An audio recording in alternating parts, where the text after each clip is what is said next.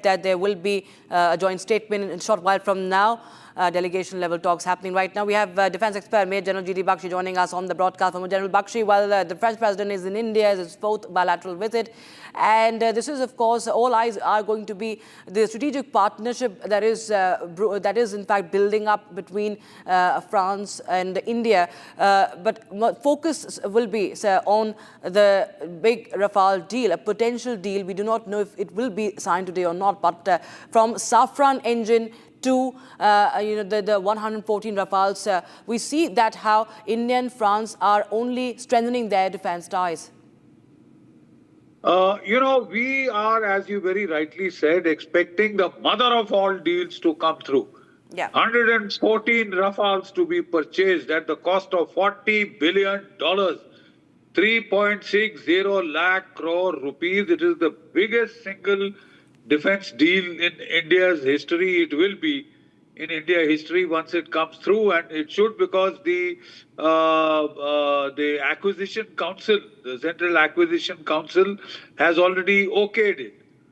And so now, the acceptance of necessity has been given. So we are expecting that we will, get about 114 Rafales. Now there are 36 already with the Indian Air Force. There are another 26 coming to the Indian Navy. So a total of about 170 Rafales, which will be almost the second backbone of the Indian Air Force. 270 Sukhoi 30s and about 170 plus Rafales, almost close to 200 Rafales. That will be a real game changer. Now, Rafale is a 4.5 generation fighter, and the world is already, there are about 400 odd fifth generation fighters in China. They are saying that this number will go up to 1,000 by the 2030s. So one school of thought is, why are we going in for 4.5 when the rest of the world is heading for fifth generation? The simple answer is that this is a niche requirement. You have to replace 6 to 7 squadrons of Jaguars and about 3 squadrons of Mirage 2000s. So for that you need a strike fighter, which the Rafale is. Rafale is combat tested. Rafale has been just recently combat tested in Operation Sindoor. We found it to be an excellent platform, and they are enabling manufacture in India. They haven't shared the source code, but they have agreed to integrate Indian weapons like the Astra and the BrahMos cruise missiles onto the Rafale. And the airframes are going to be manufactured by the Tatas, and the MRO facility is coming up in Hyderabad. So it is the one aircraft which is already fully integrated into the Indian Air Force, and it can, seamlessly sort of join squadron service at the fastest. You go on for any other aircraft, there'll be long period, you will have to select the aircraft, trials, this, that, and the rest of it. 20 years down the line, you may get it. But by then, it would be totally obsolete. So the fastest solution, most practical solution right now was the Rafale immediately, and we are going to get Rafale 4 and Rafale 5s also, the latest generations which are coming up. They are going to help us with the Safran engine, which should help our AMCA. But as I keep pointing out, the Rafale deal is a very good step in the right direction. But we still will need to go in for a stopgap measure in terms of the Su-57 stealth fighters, a couple of squadrons of them at least, because Pakistan is already sent its pilots to China for training on the Su-J-35. And to that extent, it would be a big shock if the Pakistanis introduced the fifth generation fighter first into South Asia, even before we can get our hands on. The AMCA is a very good decision, but it could take up to 10 years. Yes. You can't afford to have a gap of 10 years with which the Air Force goes without fifth generation capabilities. Yeah. That is an impossible situation. We can't afford it. And therefore, I think, yes, we'll have to spend money.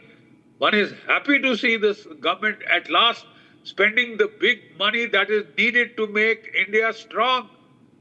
Prepare it In the for right the direction, challenges General which are Bakshi. already upon us. Because tech transfer also becomes very, very important, what we do not get when we sign deals with the United States of America. Now we see that even Russia is trying to change that. We also expect that there could be a joint venture of manufacturing the Hammer missile, that has a multi-target strike power. That could also be in the works in this visit of President Macron. So you feel that, these are the steps in the right direction, and also the fact that New Delhi is looking to diversifying its, its defense cooperation, not relying only on US or Russia. Yes, there was a time at which about 70% of our high-tech weaponry came from Russia. Yeah. So that was over-dependent on one particular source. So we decided to diversify, and we have. Today, Russia supplies just about 30%, right? And we had opened up to the Americans. We had bought the C-17 Globemaster, we bought the Poseidon maritime recce aircraft, some Apaches, etc., etc.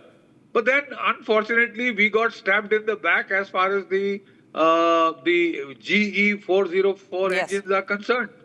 We paid up $1 billion, cuffed out $1 billion, and we got just 2 bloody aircraft in over 2 years, till the Prime Minister himself had to call President Trump. And then we've gotten 5 more. We need 100.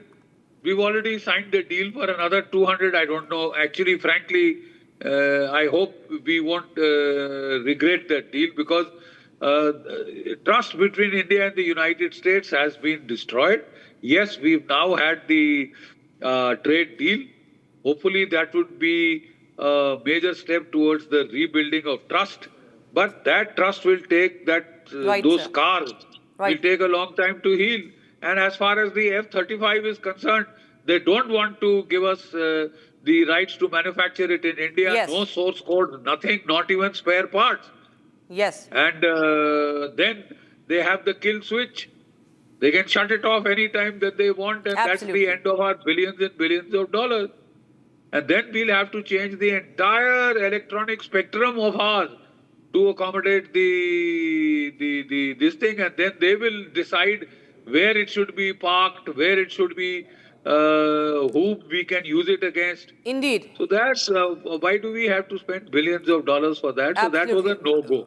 Right. I'm afraid I have to interrupt you there, General Bakshi. Thank you so much for joining us on Republic TV. In fact, I would request you to please stay on. We will be right back, viewers. We're on a very, very short break, but we continue to talk about the agenda of President Emmanuel Macron as he continues, as it's day one of his visit to India.